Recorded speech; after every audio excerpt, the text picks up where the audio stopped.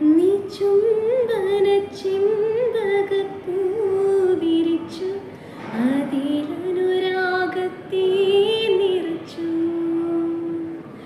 നിന്നെ കാണാതെ കാണാതെ ഞാനലഞ്ഞു, നീ ആത്മാവിനുള്ളിൽ മയങ്ങി. പൂവായി നീ കരളിൽ പൂമഴയായി മധുമാധുരി തേടി അലഞ്ഞൊരു വണ്ണായി ഞാനുണർന്നു. അന്നാദ്യം പാടിയ ഗാനം സ്വരമർമരമായി ആരു പറഞ്ഞു, ആരു പറഞ്ഞു.